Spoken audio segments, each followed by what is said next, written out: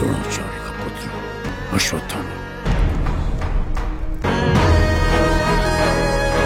Hey guys, আমি রাজ, welcome to সিনেবক্স। এখন আমি কথা বলবো কালকি 2898 AD এর নতুন অ্যানাউন্সমেন্ট টিজার নিয়ে। গতকালকে কালকির টিম থেকে একটি নতুন টিজার লঞ্চ করা হয়েছে, যেখানে অমিতাভ বচ্চনের যে ক্যারেক্টারটা আমরা এখানে দেখতে পাচ্ছি, অশ্বত্থামার ক্যারেক্টার, মূলত সেই ক্যারেক্টারটাকে তারা এই টিজারের মাধ্যমে ইন্ট্রোডিউস করেছে। নাও অশ্বত্থামাকে নিয়ে যদি ছোট্ট করে একটু কথা বলি, অশ্বত্থামা হচ্ছে হিন্দু মাইথোলজি অনুযায়ী একটা ইমর্টাল ক্যারেক্টার যার কোনো মৃত্যু নেই। বাট এখানে ইন্টারেস্টিং ব্যাপার হচ্ছে এটাই যে এই যে তার যে ইমর্টালিটি, এটা কিন্তু তার জন্য একটা অভিশাপ, তার জন্য একেবারেই কোনো আশীর্বাদ নয়। হিন্দু মাইথোলজিতে অন্যান্য যে সমস্ত ইমর্টাল ক্যারেক্টার রয়েছে সেই সমস্ত ক্যারেক্টারের সাথে অশ্বত্থামার ক্যারেক্টারের এটাই হচ্ছে পার্থক্য। যেখানে বাকি সমস্ত ক্যারেক্টাররা ইমর্টালিটি একটা আশীর্বাদ স্বরূপ পেয়েছিল, সেখানে অশ্বত্থামার ভাগ্যে এই জিনিসটা জুড়েছিল একটা অভিশাপ হিসেবে। তার কিছু ভয়াবহ দুষ্কর্মের জন্য শ্রীকৃষ্ণ তাকে অভিশাপ দিয়েছিল যে সে একেবারে সৃষ্টির শেষ পর্যন্ত বেঁচে থাকবে এবং তার শরীরে কুষ্ঠ রোগ হবে, তার চামড়া পচে গলে যাবে, তার শরীরের ক্ষত কখনোই শুকাবে না। তার এই বিভৎস অবস্থা দেখে তার সাহায্যের জন্য কোনো মানুষ এগিয়েও আসবে না। তার এতটাই বাজে অবস্থা হবে, এতটাই ভয়ানক যন্ত্রণা তাকে সহ্য করতে হবে যে সে মৃত্যুর জন্য কাতরাবে, সে মৃত্যু চাইবে, বাট তার জন্য মৃত্যু আসবে না।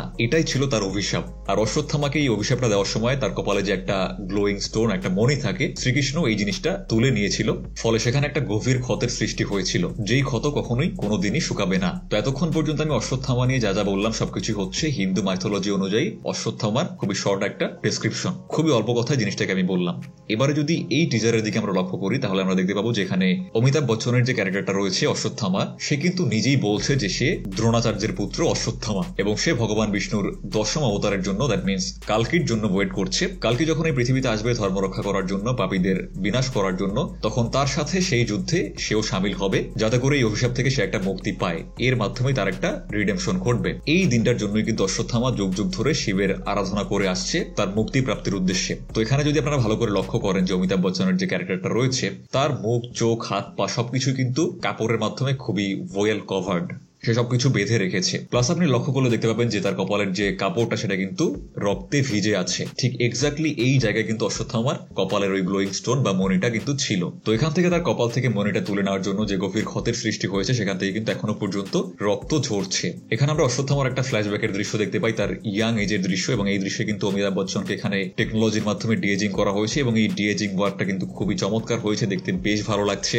ঠিক এই শটটার পরে আমরা যে শটটা দেখতে পাই, সেখানে আমরা অশ্বত্থামার বৃদ্ধ বয়স্ক একটা লুক দেখতে পাচ্ছি এবং সেখানে তার কপালে ওই গ্লোয়িং স্টোনটা নেই। প্লাস তার ফেসে, স্কিনে আমরা গভীর ক্ষত দেখতে পাচ্ছি এবং এখানে যে এই বাচ্চা মেয়েটা রয়েছে তাকে আমরা বলতে শুনতে পাচ্ছি যে আর ইউ ইমর্টাল। সাথে আমরা দেখতে পাচ্ছি যে তার শরীরে বেশ কিছু ক্ষত রয়েছে। এই ক্ষতগুলো যারা টেম্পল রেইডার রয়েছে, যারা এই টেম্পলের মধ্যে ঢুকেছিল, pirate or something like that, তাদের বন্দুকের গুলি অথবা তাদের অস্ত্রের দ্বারাই হয়েছে। সো তার শরীরে ক্ষত নিশ্চয়ই হয়েছে, বাট সে মারা যাচ্ছে না, বিকজ হি ইজ ইমর্টাল। তো প্রথমে যেরকমটা ধারণা করা হয়েছিল যে অমিতাভ বচ্চনের ক্যারেক্টারটা এখানে অশ্বত্থামা থেকে ইন্সপায়ার্ড হতে চলেছে, বাট এই টিজারের মধ্যে এই ব্যাপারটা স্পষ্ট, যেখানে অ্যাকচুয়ালি কোনো ইন্সপিরেশন নেই। অ্যাকচুয়ালি এখানে অশ্বত্থামার ক্যারেক্টারটাকেই দেখানো হচ্ছে। দ্যাট মিনস তাহলে এখানে প্রভাসের যে ক্যারেক্টার কালকি, এই ক্যারেক্টারটাও কোনোভাবেই বিষ্ণুর অবতার কালকি থেকে ইন্সপায়ার্ড না। এখানে এক্স্যাক্টলি বিষ্ণুর যে অবতার কালকি, সেই ক্যারেক্টারটাকে আমরা এখানে দেখতে পেতে চলেছি। সো ওভারঅল এই টিজারটা আমার কাছে খুবই ভালো লেগেছে। এর যে টেকনিক্যাল অ্যাসপেক্ট, ভিএফএক্স এর কাজ, প্লাস যেভাবে পুরো টিজারটাকে তারা করেছে, এখানে একটা বাচ্চা ছেলে বা মেয়ের মাধ্যমে সে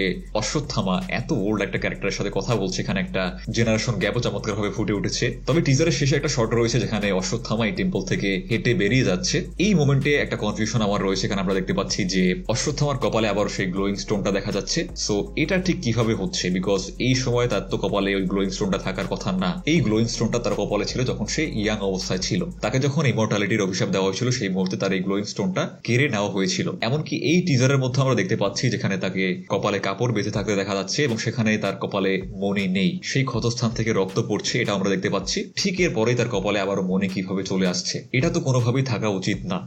তাহলে এখানে কি এরকমটা হচ্ছে যে যেহেতু দশম অবতারের আবির্ভাব ঘটেছে, কালকি পৃথিবীতে এসেছে, এই জন্য সে কি আবার তার হারিয়ে যাওয়া শক্তি ফিরে পেয়েছে, তার মনি ফিরে পেয়েছে? হয়তো এখানে এরকমই কিছু একটা দেখানো হয়েছে যে এই দশম অবতারের আবির্ভাবের মাধ্যমে, কালকির পৃথিবীতে আসার মাধ্যমে তার অভিশাপটা কেটে গেছে এবং সে তার পুরনো শক্তি ফিরে পেয়েছে। লেটস সি কি হয়। তবে এই টিজারটা কিন্তু ভিজুয়ালি প্লাস ক্যারেক্টার এবং স্টোরি টেলিং ওয়াইজ বেশ ভালো কিছুর একটা ইঙ্গিত দিচ্ছে। এই ছিল কালকি 2898 AD এর টিজার নিয়ে আমার মতামত। আপনাদের কেমন লাগলো কমেন্ট বক্সে অবশ্যই জানাবেন। যদি আমাদের চ্যানেলের প্রথমবার হয়ে থাকেন, প্লিজ লাইক এন্ড সাবস্ক্রাইব। দেখা হচ্ছে নেক্সট ভিডিওতে। Till then, tata.